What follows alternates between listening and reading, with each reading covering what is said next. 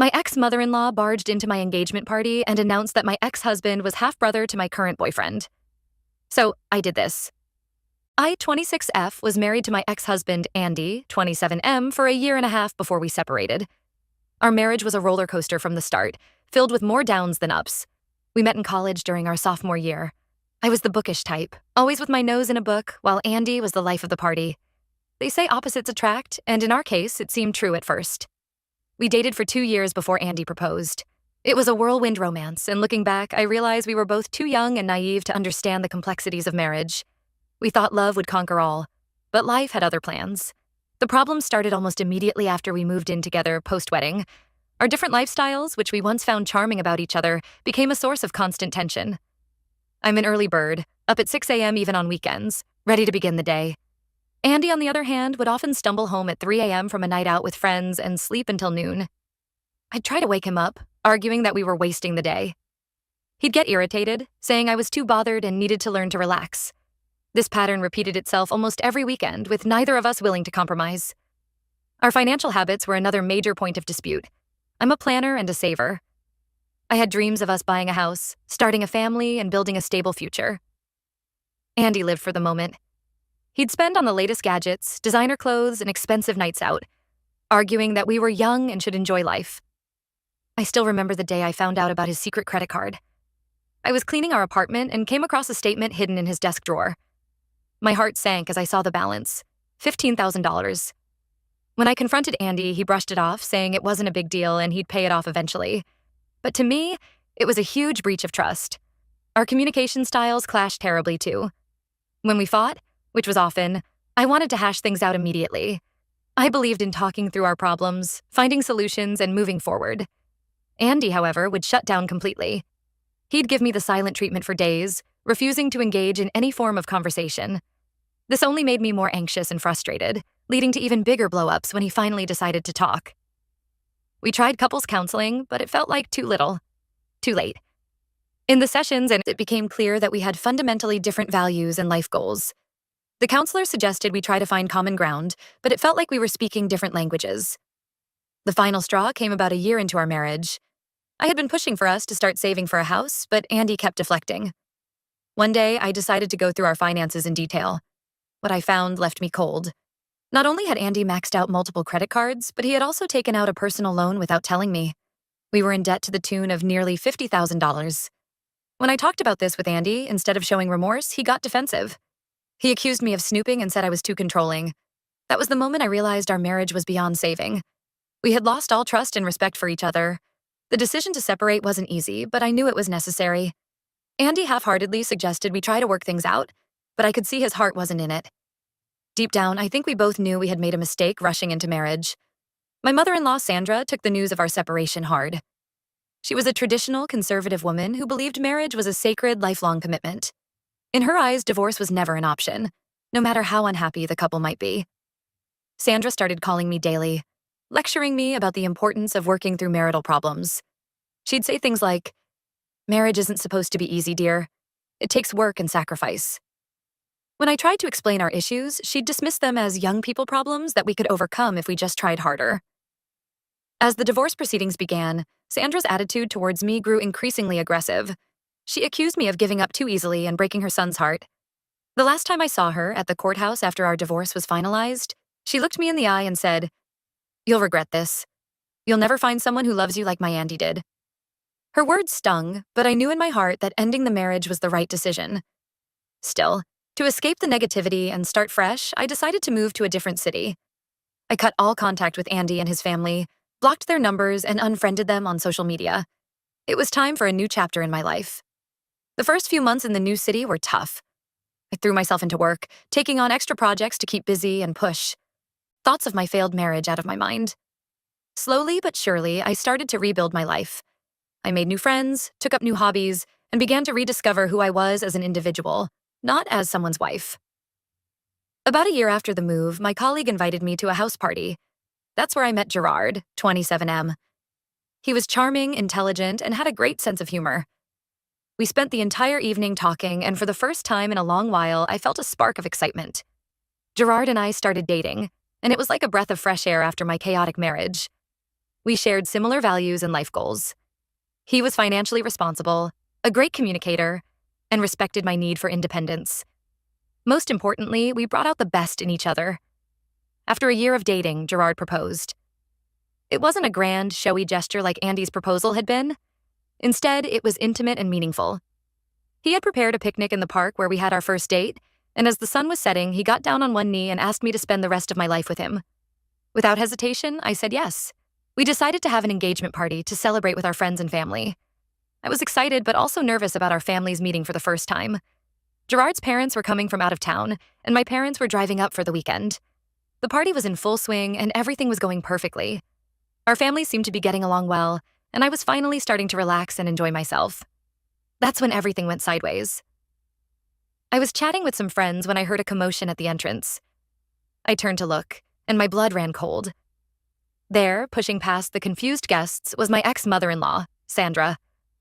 She looked furious, her face red and her eyes blazing. Before I could react, she marched up to where Gerard and I were standing. She pointed at Gerard and shouted, "You can't marry her. Andy is your half-brother. Your father had an affair with me 27 years ago." The room fell silent. I felt like I was in a bad dream. I looked at Gerard, hoping to see confusion or disbelief on his face. Instead, I saw shock and recognition. His parents, who had been standing nearby, had gone pale. Gerard's father, Tom, was the first to break the silence. "Sandra," he said, his voice shaking. "What are you doing here? How did you find out about this party?"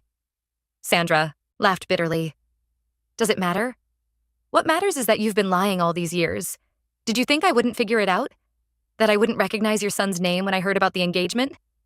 I stood there, frozen, as chaos erupted around me. Gerard's mother was yelling at Tom, demanding to know if it was true. Sandra was crying, alternating between accusing Tom and begging Gerard to acknowledge her. Our guests were whispering among themselves, and some were quietly slipping out. Gerard just stared at the ground, not saying a word. I wanted to reach out to him, to offer some comfort, but I was paralyzed by my own shock and confusion. I don't know how long we all stood there, but eventually, my parents managed to usher everyone out, leaving just me, Gerard, his parents, and Sandra. Tom finally admitted that he had indeed had an affair with Sandra years ago, but he had no idea it had resulted in a child. He kept apologizing to his wife and Gerard, looking completely devastated. I couldn't take it anymore. I mumbled something about needing air and rushed out of the venue. I ended up walking for hours, trying to process what had happened. When I finally returned home, I found Gerard sitting on our doorstep. He looked up at me with red-rimmed eyes and said, "We need to talk. I don't know what's going to happen now. Everything's a mess. I'll update when I can think straight." Update 1. It's been 2 weeks since the engagement party disaster, and I'm still reeling from the aftermath. Gerard and I decided to take some time apart to process everything. He's been staying with a friend while I've been shaking around in our suddenly too big apartment, trying to make sense of this bizarre turn of events. I've learned more details about the situation, and each new piece of information feels like another blow. Apparently, Sandra had been obsessively tracking my life ever since the divorce. When she heard through mutual acquaintances that I was engaged again, she started digging. She managed to find out Gerard's full name and recognized his uncommon last name. Sandra then spent weeks gathering evidence of her affair with Tom, including old love letters and photos. She even went as far as to hire a private investigator to dig up more dirt on Tom. Armed with this information, she confronted Tom a few days before our engagement party. He initially denied everything, but when Sandra threatened to expose him publicly and demand a DNA test, he broke down and confessed. Gerard is understandably struggling with this revelation. He's angry at his father for the affair and for keeping it a secret all these years. He's also dealing with the idea that Andy, someone he's never met, is his half-brother. I can't even imagine how confusing and painful this must be for him. As for me, I'm caught in a whirlwind of emotions. I care deeply for Gerard, but I can't help but wonder if our relationship can survive this. The thought that I was married to his half-brother makes everything so complicated. There's a part of me that feels guilty, even though logically I know I've done nothing wrong. I've been avoiding calls from friends and family, not ready to face their questions or pity. My mom has been texting daily, asking if I'm okay and if I need her to come stay with me.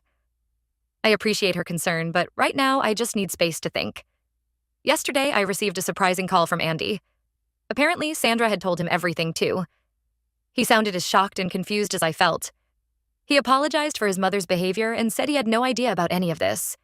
We talked for a while, awkwardly dancing around the elephant in the room, the fact that my ex-husband and my fiancé are half-brothers. Just when I thought things couldn't get any more complicated, Andy dropped another bombshell. He told me that he and his current girlfriend are expecting a baby. The news hit me like a ton of bricks. Not because I have any lingering feelings for Andy, but because it added another layer of complexity to an already messy situation. If Gerard and I stay together, my ex-husband's child would be my fiancé's niece or nephew.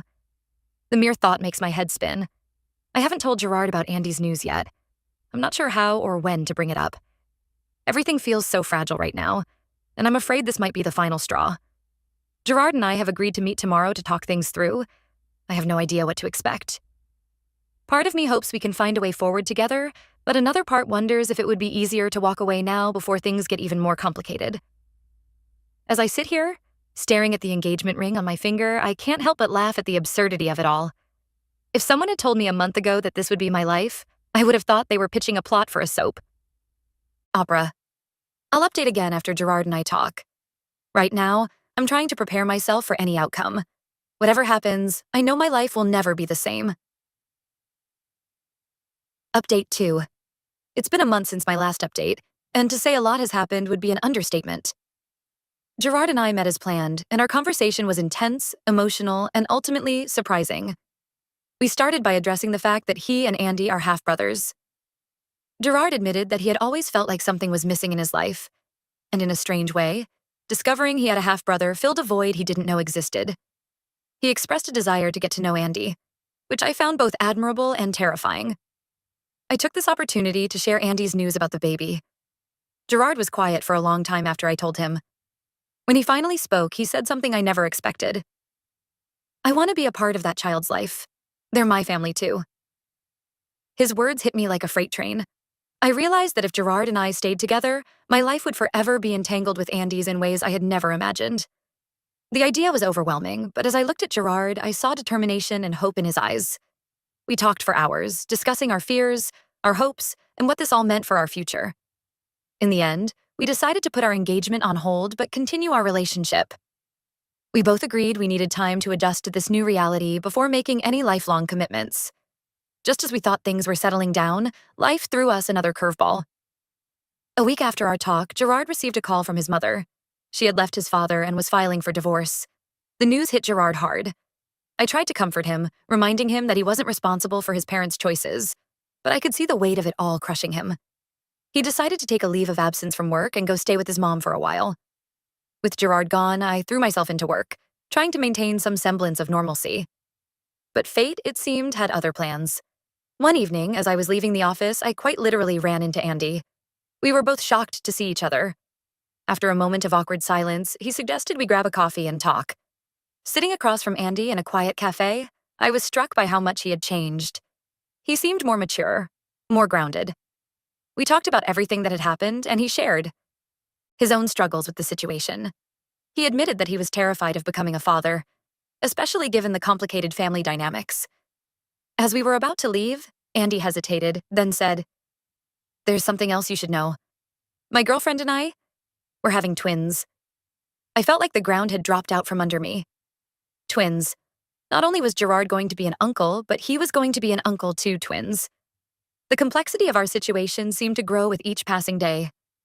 When I got home that night, I found a message from Gerard. He had decided to extend his stay with his mom indefinitely. He said he needed more time to figure things out and suggested I do the same.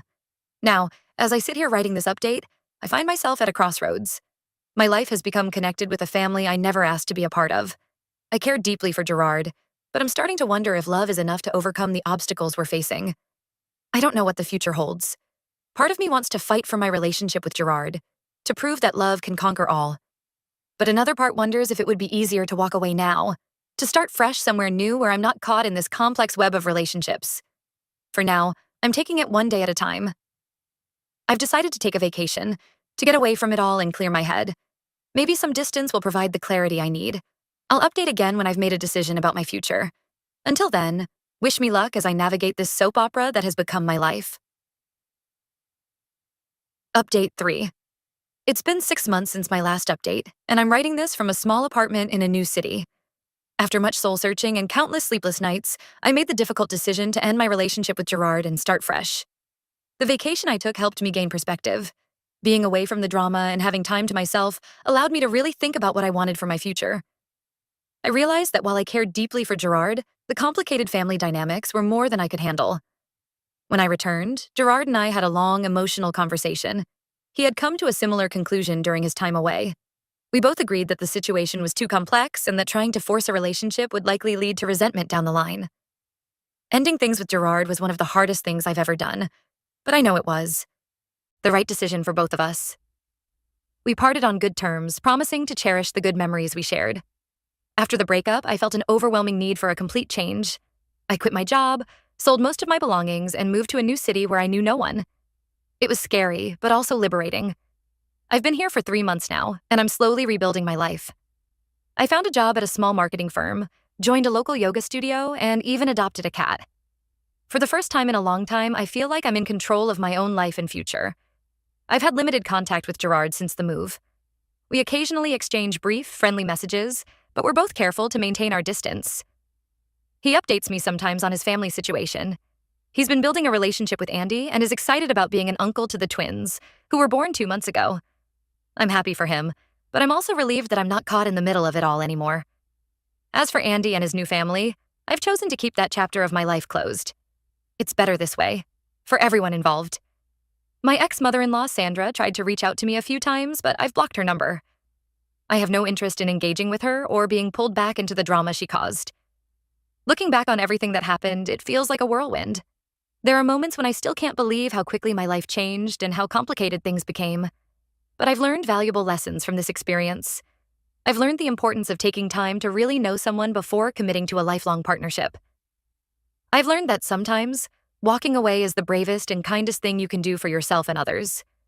Most importantly, I've learned that I'm stronger than I ever thought possible. I've survived a divorce, a failed engagement, and a complete upheaval of my life. And here I am, still standing, still moving forward. I don't know what the future holds for me. Right now, I'm focusing on myself, my career, and building a life that makes me happy. I'm not ruling out the possibility of love and marriage in the future, but I'm in no rush. For now, I'm enjoying the peace and simplicity of my new life. This will be my final update on this saga. Thank you to everyone who has followed my story and offered support along the way. Here's to new beginnings and the adventures that lie ahead.